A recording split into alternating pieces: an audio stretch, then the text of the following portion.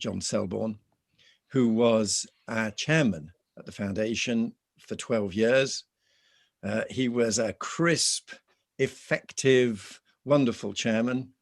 He was also a man with a profound interest in the natural world. He cared about it. He was a genuine expert. He had been president of the Royal Geographical Society. He'd been chairman of the trustees at Kew. And throughout his time as chair, Dougal Goodman worked alongside him as our chief executive. And I'm now going to invite Dougal just to say a few words about the late John Selborne. Thank you, David. I'd just like to say a few words of tribute to a person who I thoroughly enjoyed working with. John was a remarkable man. He was astute, knowledgeable and pragmatic, but also as a person he was unpretentious and modest. He joined the Council of the Foundation in 1989 when he was chairman of the Agriculture and Food Research Council. For the next 30 years, he gave freely of his time to support the work of the Foundation, serving as a member of the Financial General Purposes Committee and on the Search Committee, which recruited me as chief executive in 2000. In 2006, he took over from Patrick Jenkin, and after 12 years, handed the baton to David Willits in 2018. John was always willing to prioritise his diary to chair Foundation meetings. He gave me a steer about themes for future events, whilst giving me the freedom to make the choice about what should be debated and who the speakers should be. His kindly nature showed through in our one-to-one meetings, which were held in the House of Lords tea room, because he knew I liked the toasted tea cakes. It was a great privilege and pleasure to work for John.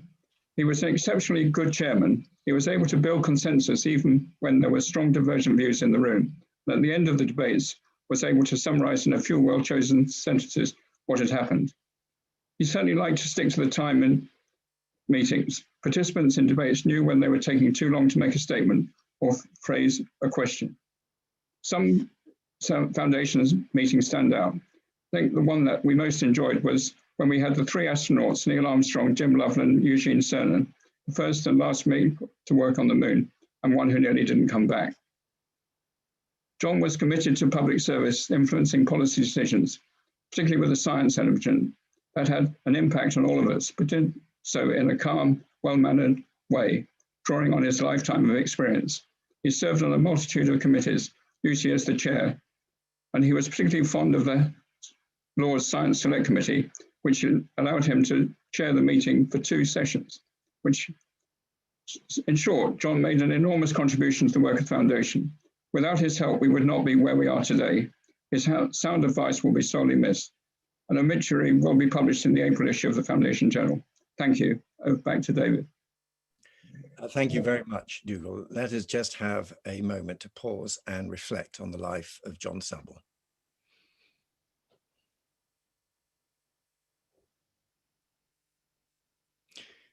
Thank you very much indeed. Well, let us now turn to the topic of the hour. Will hydrogen technologies get us to net zero? The government, of course, committed us to reaching net zero in 2019, and there is a recognition that, especially with some of the crucial, hardest to decarbonize sectors, hydrogen is going to be key to finding a way forward. But hydrogen itself is energy intensive, hence the focus on green production of hydrogen in significant quantities. I know from my conversations with Kwasi Kwarteng when he was energy minister, how focused he was on the challenge of hydrogen and the production of green hydrogen. There is now a Hydrogen Advisory Council, which Kwasi continues to chair as a business secretary. And of course, with COP26 coming up, it's very important as one of the themes for our foundation discussions this year that we focus on the challenge of climate change, and hydrogen is going to play a crucial part in that. We've got 3 excellent speakers. I will turn to them in a moment, but first of all, just on practicalities, do of course feel free to use the Q&A function. If you've got any questions, don't use the chat function. We prefer Q&A. And on Q&A, you can vote up the questions that you identify as being ones that you strongly endorse, which helps me as chair identify the questions that we should focus on. And do start tabling your questions and upvoting questions from the beginning. You don't need to wait until the end of the presentations. Now let me go straight to our first speaker, Nigel Topping. Nigel is the UK's high-level climate change action champion, appointed by the Prime Minister. His role is to work with businesses, investors, organizations, cities, in all the representative bodies participating in the United Nations Framework Convention on Climate Change. And he is a formidable, energetic and focused campaigner planning forward for COVID, for the next meeting of COP26. He was, before that, CEO of We Mean Business, coalition of businesses working to accelerate the transition to a zero carbon economy. And he has a record of engagement and business leadership before that. So Nigel, it's very good of you, given how busy you are in the run up to COP26, to join us this evening. And we very much look forward to your presentation. Nigel, over to you. Well, thank you, David. It's a real pleasure to join you. You know, one of the exciting things about the work I do now is that it's really about building ambition and confidence about the pathways to get to zero, and increasingly we're seeing that being a collaborative process where main actors around whole value chains are coming together and sort of pre-competitively agreeing what the next steps are. And I think green hydrogen is a prime example of that, with a lot of excitement about it, but still at very early stage. So I'd start by saying I'm not an expert in hydrogen. Nearly everything I've learned about this transition is through I sat on the Energy Transitions Commission, which is chaired by Adair Turner, who many of you will know, and RJ Mathur. And we published a report called Mission Possible a couple of years ago, looking at how do we abate all the hard to abate sectors, so cement, steel, plastics, aluminium, shipping, aviation, long distance trucking. And one of the, most of the commissioners are CEOs of energy or energy intensive companies. And through the year that we were commissioning the research and reviewing findings, I could see everybody's eyes opening wide as we realized just how important hydrogen was going to be in the future energy economy. And that's because we really need to electrify as much as we can, which gives us direct efficiency benefits as well as reducing emissions through renewables. But there are some applications for which either the volumetric or the energy density requirement means that we just can't carry enough batteries to get the job done. So long distance trucking, possibly, although the jury's still out on that. Some companies are like Volvo and Daimler are betting on that being a fuel cell application. Others are thinking that batteries might extend to that application. Long distance shipping, aviation, and some of the chemical processes which require feedstocks like ammonia, and some of the processes require high temperature heat. So I think the other thing to say is that hydrogen as a gas also represents a possible business model innovation and a role for oil and gas companies, both producers and infrastructure players, looking for how they navigate this disruption towards net zero.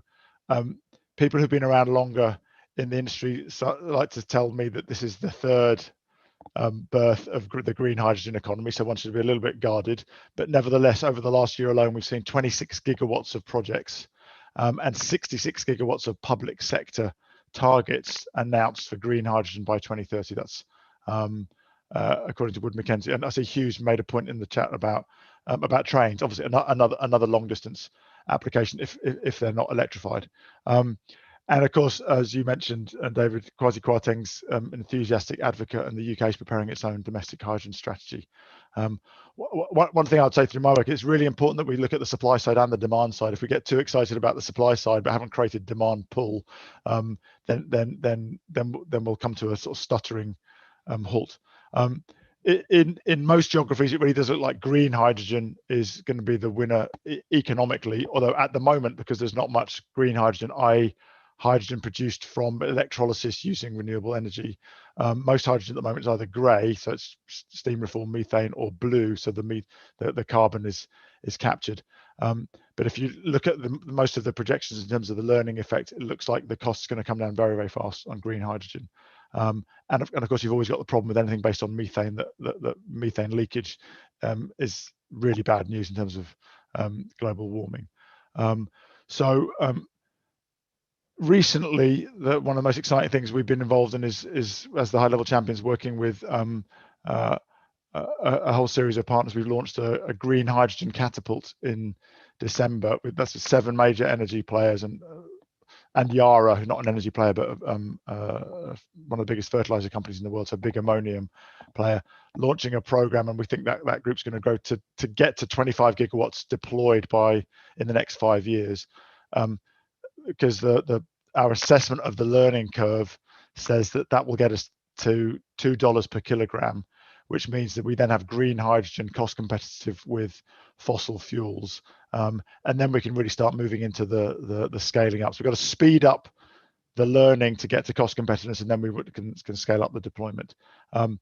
That's going to take a whole system effort. As I say, that's the supply side, but then we have this Mission Possible platform, which is now a big collaboration with the World Economic Forum, the Women in Business, Rocky Mountain Institute, and the Energy Transitions Commission, working on these demand side clusters around shipping, aviation, trucking, steel, etc. And then on the government side, we have Mission Innovation and the Clean Energy Ministerial, and creative approaches like the Catapult Initiative and Breakthrough Energy. So I think there's a lot of stars aligning so that you can expect this to be a very rapid development, get the cost down, get the demand signal up. Final thing I'd say, of course, this changes the geopolitics of energy, because it means countries like Australia, South Africa, Chile, India, with very large land areas and a lot of sun, are all seeing that this could be a game-changing energy play, which means that they can export clean energy, which is a new business, as in Chile, or a replacement for a dying coal business, as in South Africa and Australia. So I think the sense that we're going to have a 10 to 15 times as big hydrogen economy by 2050 in order to get to net zero, and that all of that's going to be green, is one of the most exciting areas of this technological and economic transition that we're entering to right now. Thank you, David. Great, thank you very much indeed, Nigel, and a really good sense there of just how rapidly things are moving and the potential of green hydrogen and the sense of the cost coming down. Let's now turn to Baroness Brown, Julia King, who is an engineer, a fellow member of the House of Lords, a crossbench peer. She was vice chair of the Climate Change Committee for 12 years, a member of the Hydrogen Advisory Council. She's a non-executive director of the Offshore Renewable Energy Catapult, and was a non-executive director of the Green Investment Bank, and reported on decarbonising transport, a formidable expert in this area whose voice we very much value in the House of Lords. Julia, over to you. Thank you very much, David. Let me just start sharing my screen.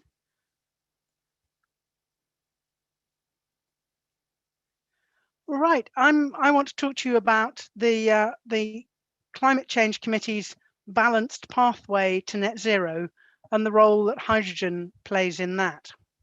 And it, of course, picks up on quite a few of the things that Nigel has said, probably on a more international scale.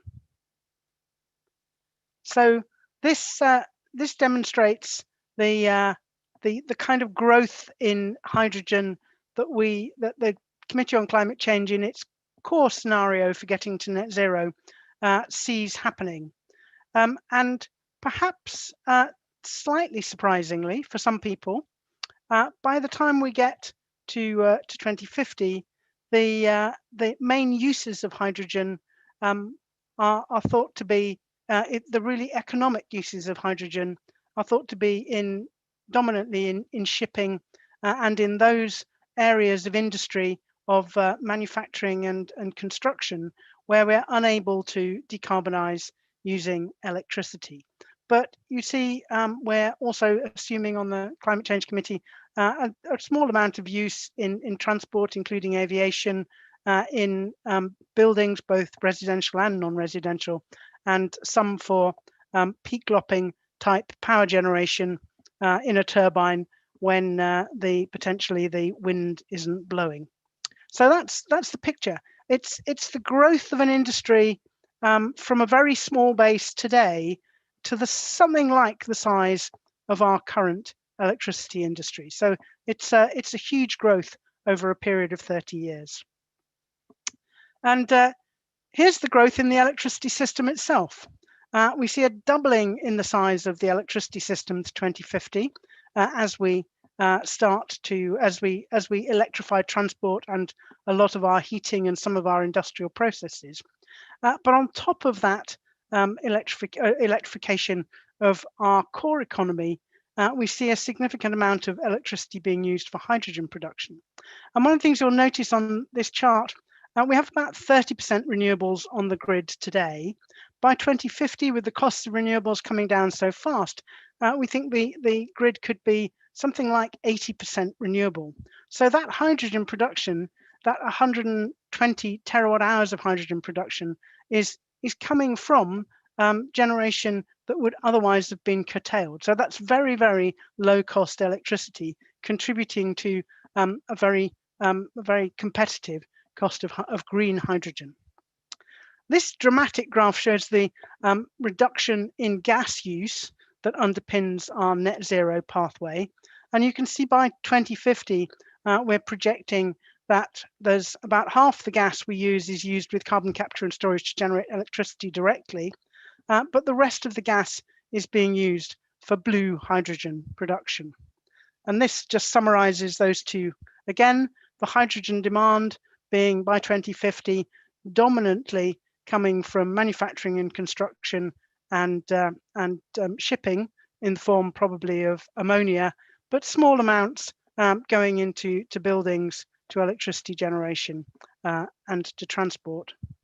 And that hydrogen coming, the majority of it coming from electrolysis as green hydrogen from that otherwise curtailed electricity, but possibly still some fossil hydrogen with CCS being produced and some further green hydrogen coming from biomass and perhaps some imports. But actually, in my more positive view, I think we might be seeing perhaps some exports.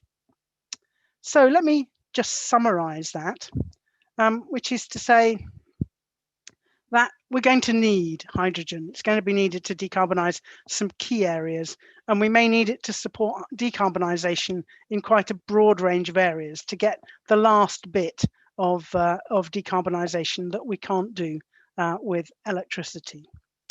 The opportunities for the UK, I think, are very extensive. We have very low cost offshore wind, and we'll be trying to balance an 80% renewable grid by 2050. So there will be potentially a lot of curtailment and a lot of very cheap electricity at times when we don't otherwise need it.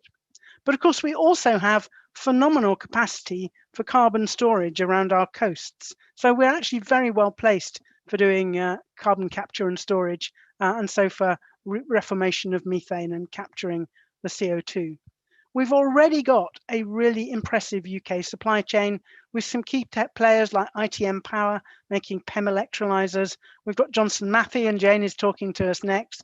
We've got, as Nigel has mentioned, we've got the oil companies looking to being supplying this as a major fuel. We've got companies like Ceres Power and Intelligent Energy who make fuel cells. So we've got this is a real opportunity for us to be the original equipment manufacturers of the industry, as well as potentially to be, I think, exporters of hydrogen. And we've got a fantastic UK academic base in many of the key fields that underpin this. But as David has said, there is a challenge. The challenge is cost. You're making it either from methane or electricity, so it's going to be more expensive than either of those. So if you could use them directly, you will only use hydrogen where you have to. It's also a challenging molecule. It's very, very small. So if we worry about methane leakage, hydrogen leakage is going to be a challenge. It also embrittles high strength steels and welds. So we may have to do all sorts of additional testing of our transmission systems. Its energy density is a problem.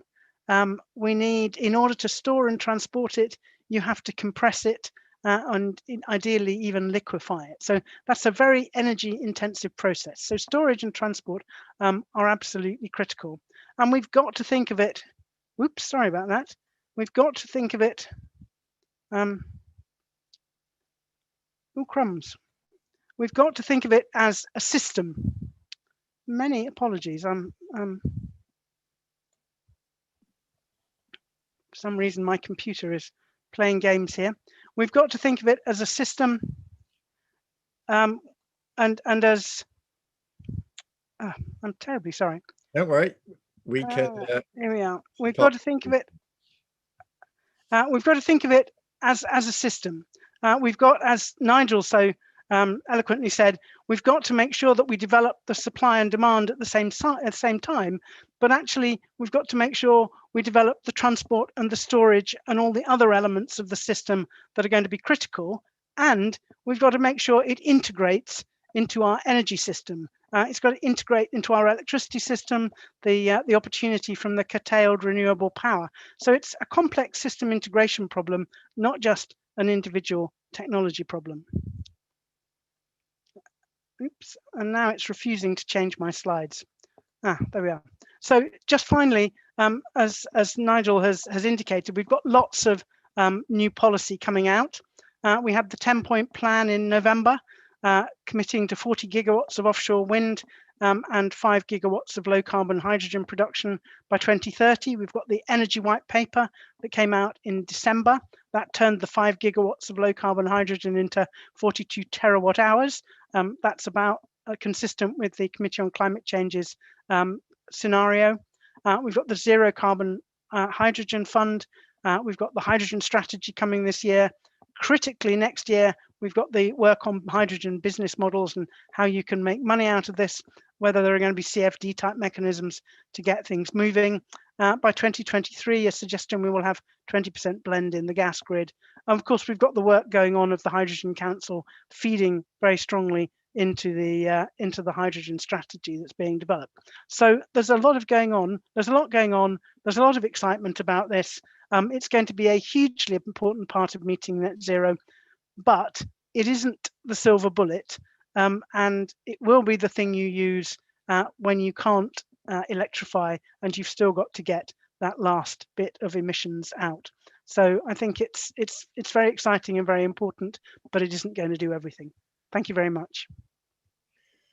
Thank you, Julia. And those challenges and issues you identified are already coming up very strongly in the Q&A, and we will turn to them further after we've heard from our third speaker, Jane Toogood. And it's great that she has been able to join us. She is the Sector Chief Executive for Efficient Natural Resources at Johnson Matthey PLC.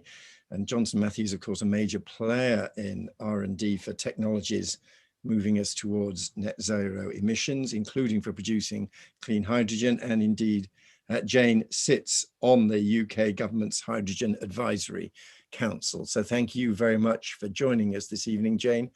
Over to you. Thanks very much. And I'm hoping that my slides are going to appear on the screen. Thank you, Gavin. So, look, thank you very much for inviting me today. It's quite possible you haven't really heard about Johnson Matthey, and we do a lot of business in the area of sustainability. Perhaps if we could just move on to the next slide, Gavin. We have a vision for a world that's cleaner and healthier today and for future generations. And 86% of our sales today are from products that contribute to the UN Sustainable Development Goals. So we're very serious about this. I run the part of Johnson Matthey that is active in chemical production technologies, technologies for producing hydrogen, technologies for producing both green and blue, and also for assisting with grey hydrogen today. And we are very committed to helping the world actually to move forward on this. And when you consider that actually 57% of the global GDP today has got net zero targets associated with it, which has shifted dramatically in the last year, there is a great opportunity for companies, for British companies, that can make a difference here. We have a business around £100 million in revenue associated with hydrogen, profitable business, and have been a leader in this area for many years. And when you think about the sorts of science that is going to be needed, it's not just about the technology itself of producing hydrogen, it's also enabling science for all the elements that are needed around it. Just like you talked about a moment ago, Julia, you have molecules that cause embrittlement. You need to make sure that you can deal with all of these aspects as well when you're looking at bringing new technologies to bear. So if we can just move through to the next slide, please. So as we were hearing earlier, decarbonisation, clearly having clean electricity is going to play a critical role in decarbonisation. And wherever possible, we want to be using renewable energy for light duty transport, for heating homes, for businesses, for most rail applications, and those light industrial processes. If you could move through, please. Where we are going to need hydrogen is where you've got those more energy intensive industrial uses, where there's more heavy duty transportation in marine, as we were hearing earlier, and indeed for that sort of longer range transport and for light duty, and for some of those rail applications as well. And hydrogen can be from a number of different sources. So if we can just move through, please. Because hydrogen is a wonderful small molecule. Not only can it enable the energy transition, but actually it is also quite fundamental as you start to look across the value chains into chemical building blocks, where you might be using even captured CO2 and combining that with hydrogen and using other processes to make those building blocks for chemicals we use today and that we need today.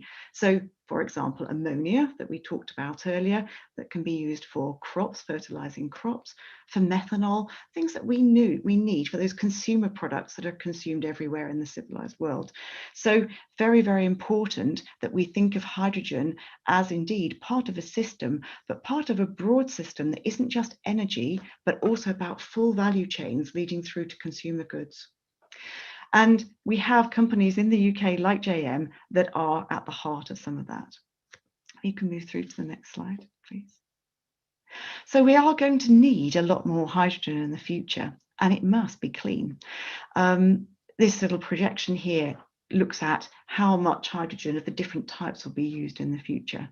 And it's clear that we do need to disincentivize the use of grey with carbon taxes. So that's quite important how that whole carbon tax regime develops around the world.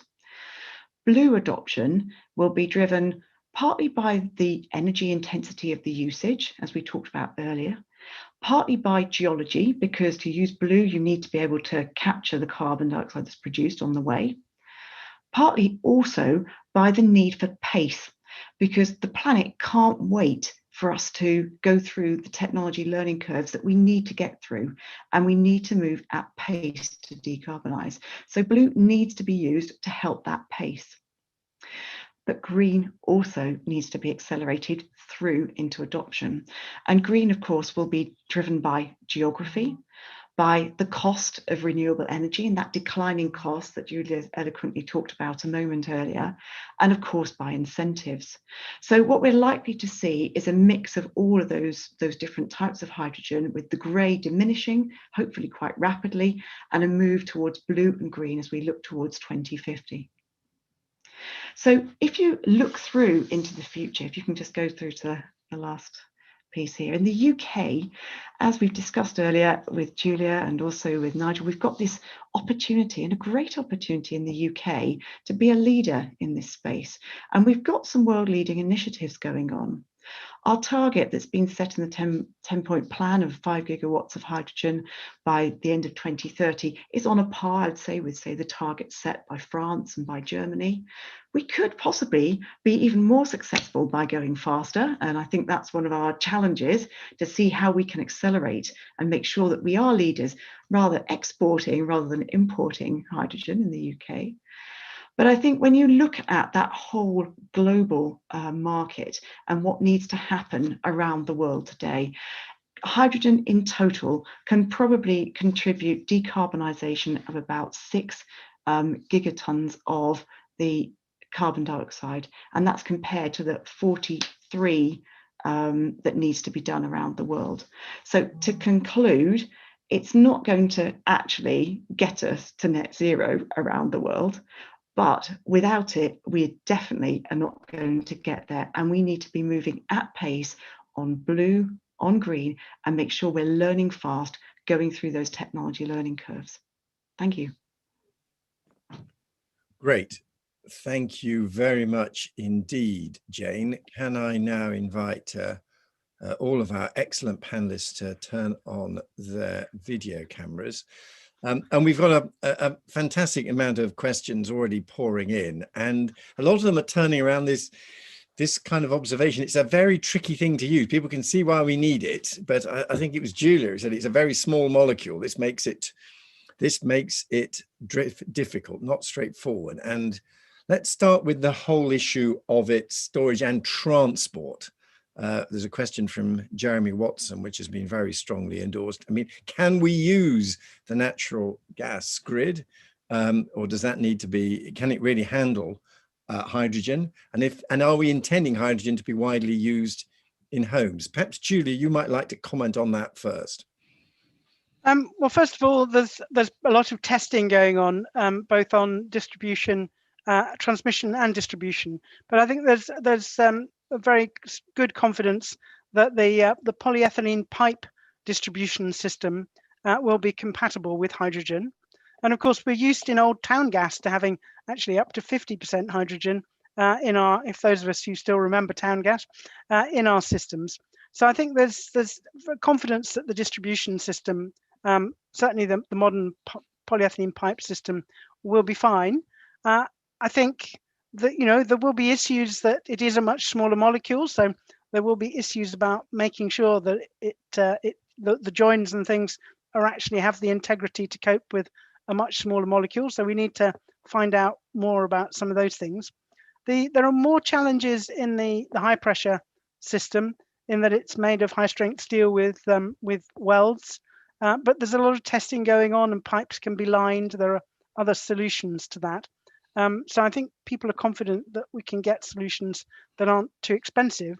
However, we think on the Committee on Climate Change, it is actually so much more efficient to heat our houses with electricity if they are properly insulated, that we think hydrogen will play a relatively small, although important, role in heating buildings. So we think that probably the most cost-effective route gives us something of the order of 10 or 11% of buildings being heated by hydrogen by 2050, and those being in areas close to industrial clusters, perhaps where hydrogen is being produced from methane with carbon capture and storage, or indeed close to areas where there's offshore wind electricity coming on board and coming ashore, and where there is there are a lot of electrolyzers. So places like around Hull and Grimsby, or up in the northwest, may be the initial candidates to have hydrogen in their heating systems. Thank you very much, Jane.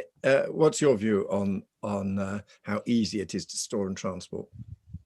I think Julia said it beautifully. Actually, it's exactly right. It can be problematic, but actually we do have some infrastructure that we can use already for hydrogen. And as you rightly said, for those of us that remember a bit about town gas, actually it used to be there. I think you summarised it very well, Julia. I think perhaps just though we do need to recognise that if we're not transporting it in pipelines, the transport and storage is a challenge because we need to compress it. And there is some really exciting technologies, I think, that Jane may know much more about than I do, of absorbing hydrogen onto some very complex nanostructured particles and things like that to try and get the energy density up without actually having to use huge amounts of energy for compression. Yeah. That's right, actually. And when you think about shipping hydrogen, I should add, of course, I mean, the whole theory of making it into ammonia and then shipping ammonia, which actually people are very used to shipping around the world, and there are good networks to do that, is of course one of the great ways to deal with this. Ammonia production is familiar, shipping ammonia is familiar, and therefore why not? And this is what will enable a good export market actually for this sort of energy. I mean, David, just to pick up on that point, I think that there is a sort of safety cloud over the history of hydrogen, which a lot of people remember, dramatic picture. Of course, we have a hydrogen, there's an existing hydrogen industry, but I also think, I mean, Julia, one of the things that struck me most in the Climate Change Committee's advice on the 6th carbon budget is that, as you said, the balanced pathway gets us to net zero 2050, but the innovation pathway gets us to net zero, I think, 2042. And for me, there's a real question here about how confident I feel we would need to be more confident in our engineers' ability to innovate, and we should be challenging ourselves, because if we innovate faster, then British industry will get a bigger share of future markets. So for me, we really need to make sure we, rather than getting stuck on is safety a problem? It's like those who innovate fastest to overcome the challenges will be the ones who earn market share and build industries and build supply chains. So I'd be in favour of us being much more ambitious about our targets. We may have a legal target of 2050, but I think as an industrial sector, we should be looking to lead to get to net zero by 2042, because the analysis says that that's possible if we speed up the innovation. Thanks very much.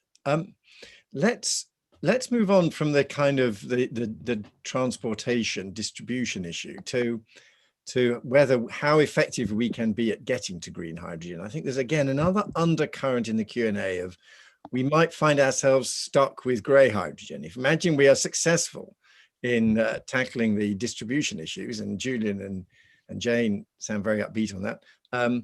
Look at the way in which Germany is starting with grey hydrogen and then in theory moving on to green hydrogen. Look at their appalling record on brown coal. So is there a danger that we don't find the move to green hydrogen as easy as we might hope? And in the Q&A, there's a lot of jostling and arguing about what exactly is to be the best source of green hydrogen, by nuclear power stations, by offshore wind and other renewables, how actually we produce it. I think let's start with Julia on that. What do you think?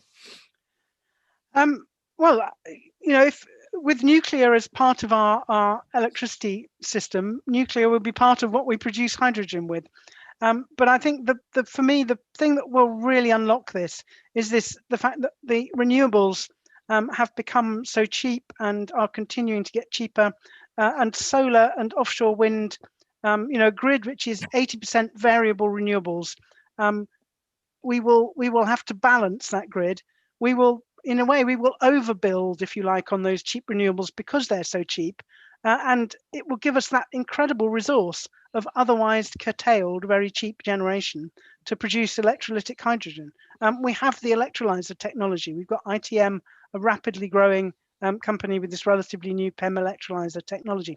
So, we're starting to draw up plans to do this already, and it's absolutely sort of integral to a high renewables grid. It's a very, very logical thing to do with that very cheap, otherwise curtailed power. Jane, your comments?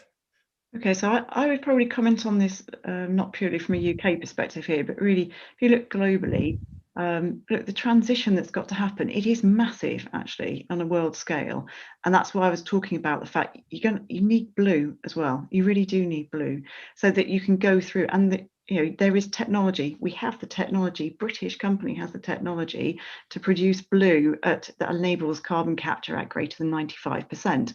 Now, actually, it's not complete. In that sense, it's not as good as green, but it is actually extremely good if you're wanting to make a difference. And that's available today, and it will be essential where people can't get leveraged up to deliver, to scale up in green today. So blue is a big, important part of the mix. And then over time, the world will shift again, as we go through the decades beyond. So I think that's quite important to bear in mind. The other thing I would mention as well is that as we do this, of course, everyone is becoming so much more alive to what it means. What is your carbon footprint, scope 1, scope 2, scope 3 emissions? And we will be looking at whole value chains and how whole value chains decarbonize. And that includes looking at the circularity of critical materials that are used on the way. So I think that will also make this a more complex discussion as time goes by. So. Nigel, it'd be great to have your comments, and especially looking forward to COP26. How much do you think hydrogen will figure in the discussions there? Well, the mechanisms for getting to a zero carbon world, and to what extent will there be specific targets on green hydrogen, pressure on green hydrogen to ensure we don't get stuck with grey hydrogen? What's your forecast? Well, first of all, I mean, of course, there's a danger we don't get to grey hydrogen. There's two dangers. One, we don't get to green hydrogen. There's a danger we don't do that globally. Then, as Jane and Julia have explained much more eloquently and technically competent than me, then we don't get to net zero, right? So that's not a path that any one of us choose.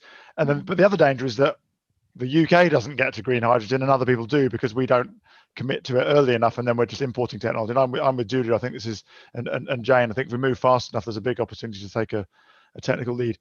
You know, to your specific question, David, about Glasgow, of course, the COP, the Conference of the Parties, the multilateral process, will not be a negotiation about how much green hydrogen we're going to produce. That conversation is much more it's a combination between the public sector and the private sector, and I think that there's so much going on. As I say, the Green Hydrogen Catapult just launched. I mean, the Mission Innovation, I suspect, will be doing something big on hydrogen.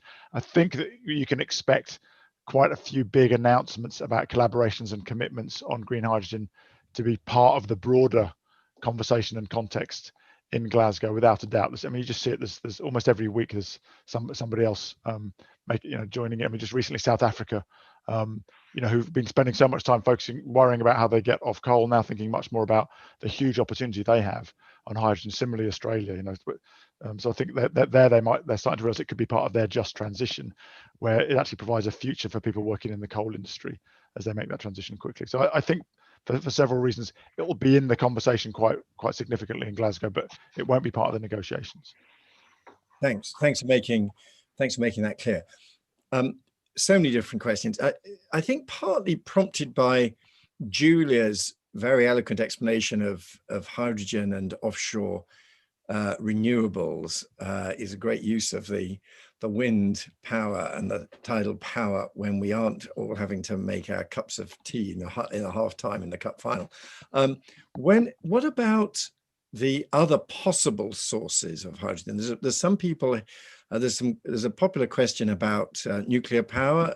Will advanced modular reactors and others contribute? There's also been a question about solar power as a means of generating hydrogen. There are people who believe you can use tidal energy and ocean currents. So just take us through what you think are the most feasible means of producing this green technology. There are some people who are looking beyond offshore wind. Julia, why don't you comment first? Well, if you're in the Gulf or in Chile, or indeed as Nigel said, in Australia, solar will be a brilliant way to make it an extraordinarily cheap. Solar is like offshore wind, like nuclear, are all just contributors to our grid. And the challenge, is always balancing supply and demand. So they will all contribute really well to hydrogen. Solar, you might say, well, actually, we get most solar in the middle of the summer when actually we don't need it. So there's a chance to make hydrogen.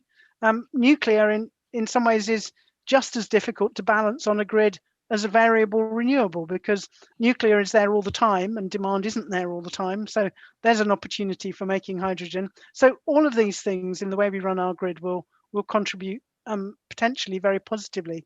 But because there is likely to be such a high level of cheap renewables on the grid, and that's solar and wind, the issue of balancing and curtailment gives that really big opportunity, particularly for us in the UK.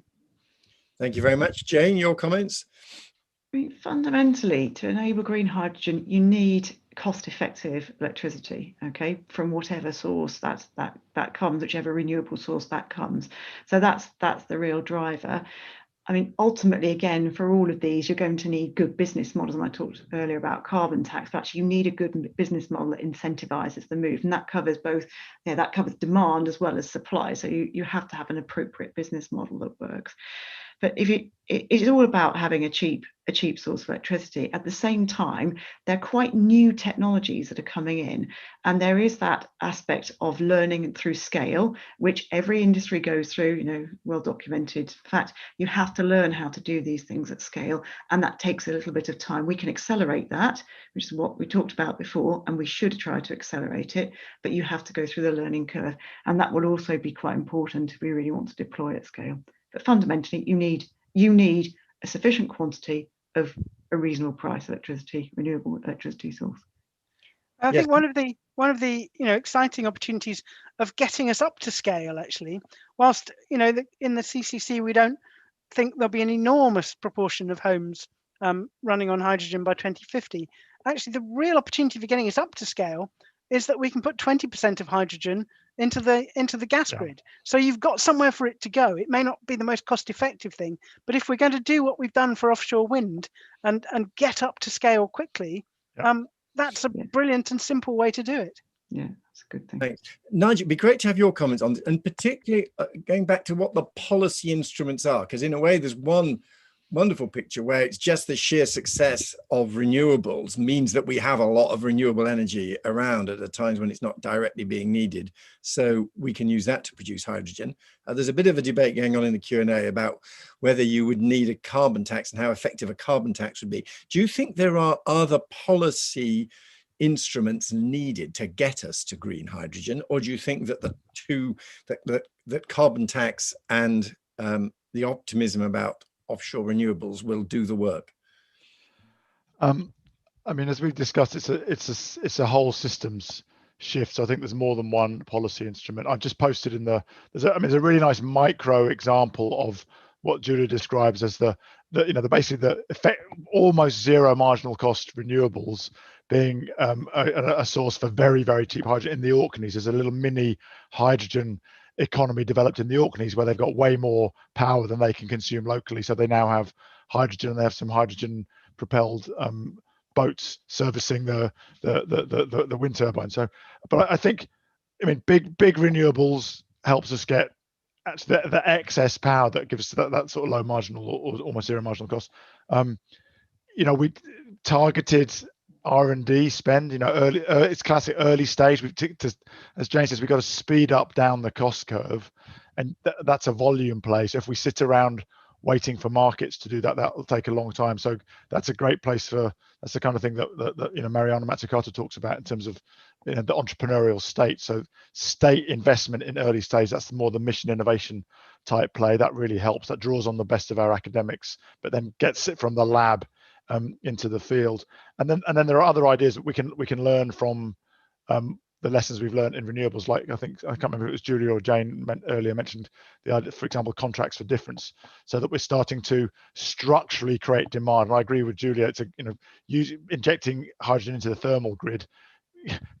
Blue or green. I agree with you, Jane. It's a great way of generating demand in the short term to help us get down the cost curve. So I think yes, carbon tax is helpful, but also straightforward renewable energy commitments like we've got, CFDs, and then R&D until we've got past the kind of cost inflection point.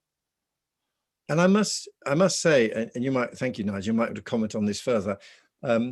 Looking at from a more political lens, every time one talks about hydrogen and you hear the places that are named, Orkneys, Hull, Grimsby, potential in the northeast, you do see, in terms of the government's place agenda, this is absolutely the right kind of industry that they would wish to promote. And presumably that, and the link of that is another attraction, and presumably is giving it further impetus. Is that right, Nigel?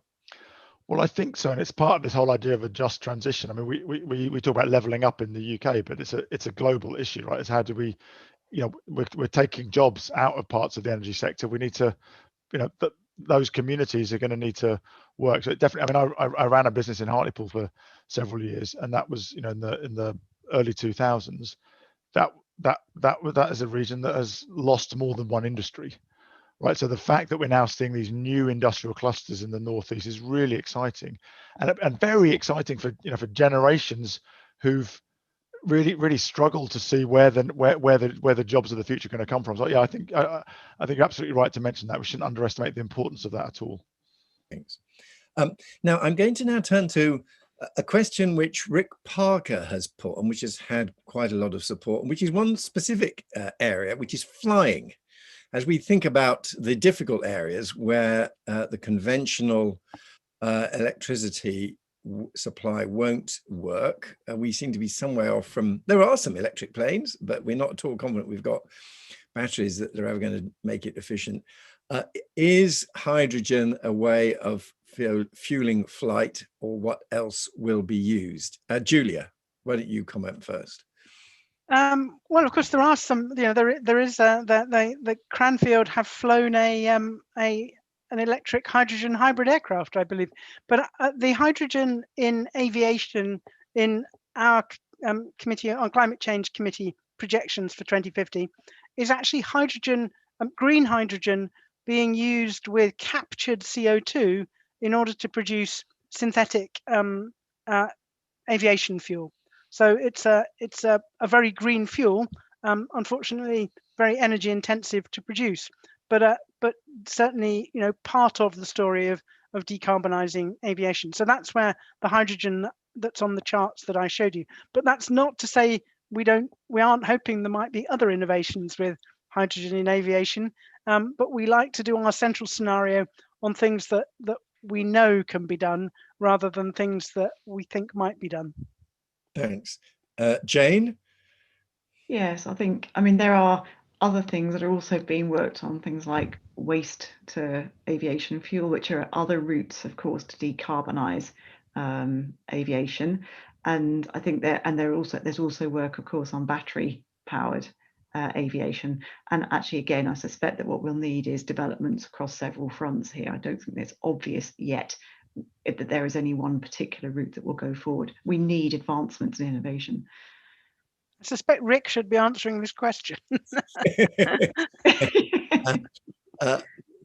Well, I'm acting as his spokesman on this occasion. It's a great honor to do so. David, I think it's just worth reflecting on how big the innovation challenge is here. I mean, again, in the Energy Transitions Commission, we basically saw four routes. There's the electrification. Norway's already said all domestic flights will be electric by 2040. So short haul is definitely a role.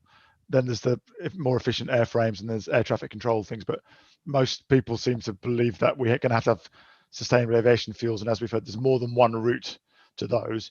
But in terms of the challenge today, sustainable aviation fuels make up 0.01% of the global fuel mix. So 1/100 of 1%. So one of the things that we've been trying to do in building pathways to zero is actually reflect the knowledge that we have of the way industrial transformation happens. They follow an S curve. So if we can get to 2% sustainable aviation fuel by 2025, that doesn't feel like much. So if you're really desperate to get to zero, then 2% feels like a weak commitment. But when you know that we're starting from 0.01, so it's a 200x from today. So that's the sort of thing we're seeing people converge on, and getting to 10-15%. The Dutch, I think, have a mandate now for 14%. I think the French, in their bailout of Air France, made a mandate of 10% by 2030. So I think we'll be seeing countries and the whole value chain converging around that kind of S curve to get potentially 1,000 times the amount of sustainable aviation fuel by 2030. But that's still only 10%. But again, as with hydrogen, once we've gone down the cost curve by getting that 1,000x, we should be in a much clearer position to know what the winning technologies are and have them be in a position to compete with kerosene. Yeah, and just more widely, you reminded us again, Nigel, of the excellent work of the Energy Transition Committee under Adair Turner.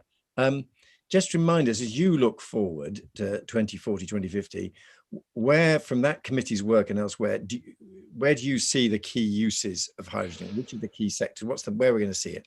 Well, we've talked about it's shipping, probably long distance trucking. Although, as I say, even within the industry, that's an engineering debate right now, and the engineer, how far can you push batteries, and then some of the high temperature heat applications, and I think also interesting, we haven't talked possibly as a reducing agent for steel to get away with coke and coal and move towards, but again, there's competing technologies, but there are some, the first, I think is it the hybrid in Sweden, I think we now have a hydrogen reduction steel plant for making green steel. So that's potentially the path of green steel.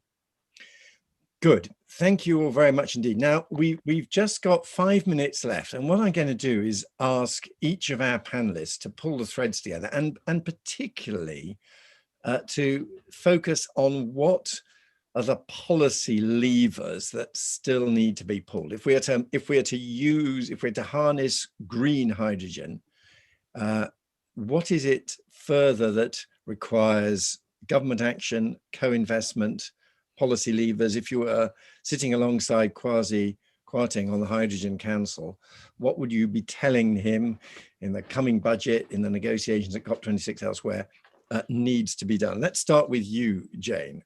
What would you like to see? And give us your final observations on this evening's. Okay. Well, apart from carbon tax, which we talked about, contract for difference, I think, is extremely important, and appropriate business models, therefore, to drive the industry forward and enable the industry. Support for R&D into developing new technology, developing further technologies, done on a collaborative basis. This is all better done in collaboration, actually. And it's also very important that as we get initial projects going, that there is some support so that industry and government can invest coincidentally on those projects to prove technology and to prove scale. So those are things that I think would be important, quite apart from the fact, of course, we need to make sure that we're delivering cohesive messages to users of energy so that people can understand the sort of change that needs to happen and can buy into that. Thank you very much. Julia? I think alongside that, I mean, I agree with very much with what Jane has said. And I think there's some kind of CFD mechanism which gets the competition, which has been so successful in bringing costs down in offshore wind. But I think in order to do that, we're going to need some kinds of hydrogen standards. And we're going to need to be able to say, this is hydrogen that was made with 95% carbon capture and storage. We're going to need to know this is hydrogen that was made with 99% carbon capture and storage, sort of accredited. And this is green electrolytic hydrogen, because those contracts for difference are going to need to be different for those different, if you like, qualities or greennesses of hydrogen. And so we're going to need a way of knowing what kind of hydrogen it is so that we know how to support it in the early days. Thank you very much, Julia. And Nigel, very good of you to spare the time. You give us your final observations, and particularly on the policies. The first thing I would do is I would say let's have an industrial strategy that backs British engineering and targets net zero 2042. So I would really try and squeeze that, because that's what's going to drive industrial competitiveness, as long as it's then backed up with the range of policies which Jane and Julia talks about. So yes, support for R&D and early stage projects, that first 25 gigawatts to get down the cost curve, and on the demand side as well. So for example, let's, if we have a commitment to build some of the early hydrogen fueling stations so that several long distance trucking routes are amenable to fuel cells, then Hyundai have fuel cell trucks running in Switzerland. Volvo and Daimler are committed to having 100 fuel cell trucks each on the road by the end of this year. If the UK has committed to fuel cell recharging infrastructure, refueling, then there's a much better chance of those trucks being on UK roads as well as some other countries. So I think just really see this as a competitiveness play, and back British engineering with that sort of whole industrial strategy around supply and demand. Yeah. Thank you very much indeed for that. Well, what a fantastic hour discussion we've had. I'm very grateful to our three excellent panelists, Nigel Topping, Julia King, Jane Toogood. Thank you very much for joining us. It is a measure of the interest we've had. We're scoring 78 questions on the Q&A, which I think might be a record for the foundation of science and technology. And I think that reflects the fact that people are absolutely fascinated by the potential of hydrogen to help out, but also it is tricky. It is not straightforward. And there's been a series of questions, which I hope we've been able to capture, about how you actually produce it in a green way and how you then transmit it and use it. But thank you very much indeed for joining us. Our next event will be on the 24th of March. And then we're discussing the effects of the coronavirus lockdown on the mental health of children and young people. Thank you all very much indeed for joining us this evening.